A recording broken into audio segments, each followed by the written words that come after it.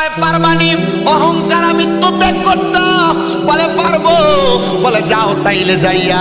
একটা জায়গার মধ্যে দাঁড়াইবা মানুষকে বলবা মারার জন্য সে কয় আমি সালার বস্তা গায়ে দিয়া শরীরের জামা কাপড় ফালায়া আখরোট হাতে নিয়ে মানুষের সামনে যায় মানুষ আমার অবহেলা করে না চিনে বিদায় এবার বাইজিদ বুস্তামি কয় এমন এলাকায় যাইবা যে এলাকার মানুষ তোমারে চিনে না তোমারে বড় লাঞ্ছনা দেয় তোমারে বড় বঞ্চনা দেয় সে এলাকার মধ্যে তুমি তোমার ইবাদতের আস্তানা বানাইবা ও বাবা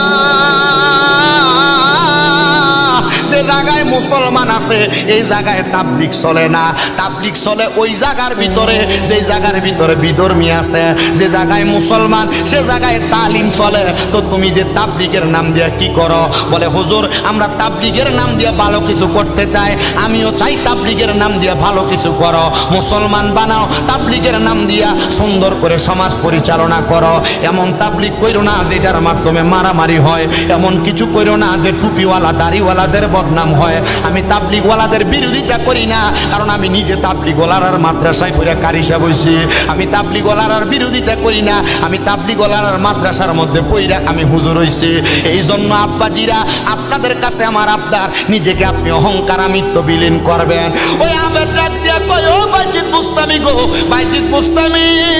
আমার তো এই এলাকার মানুষ বড় বদনাম করে বড় আঘাত করে বড় কষ্ট দেয় বলে তাইলে তুমি এই এলাকার মধ্যে ইবাদত করো আবেদ ডাক দিয়া কই ওই এলাকার মধ্যে একটানা 4 বছর ইবাদত করার পরে এলাকার মানুষ আমার সম্মান করে আমারে আদর করে আমি ওই আদর পাইয়া আমার কাছে ইবাদতের মনোযোগ বাইরা গেছে বাইজিদ বুস্তামি কয় 31 বছর ইবাদতের মজা পাইছো না আজকে 4 বছর যে জায়গায় ইবাদত করো এখন মজা পাওনি কয় হুজুর আল্লাহর কসম কইরা কই এখন যেই মজা পাই বড় পূর্ববর্তী 31 বছরে তার 1% মজা আমি পাই নাই বলে ইবাদতের মজা পাইতে হইলে ইবাদত করতে হবে লোক দেখানো না লোক দেখানো না ইবাদত করবা গোপনে গোপনে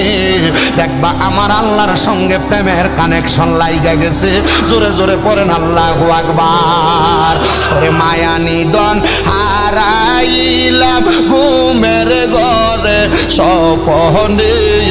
মায়া নিদন হারাইলাম ঘুমের স্বপ্নে আর কি দেখা হবে মুর্শিদ জীবনে আমি কান্দি আর কান্দি যে বনে বনে আমি কান্দি যে মনে মনে আর কি দেখা হবে মুর্শিদ জীবনে হায়রে মুর্শিদ নাম যে করেছে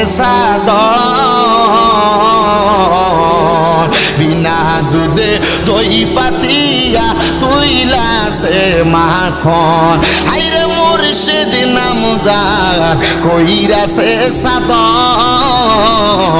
বিনা দুধে দই পাতিয়া তুইলাছে মাখন আমি দয়াল নামের ভিখারি আমি মুর্শিদ নামের ভিখারি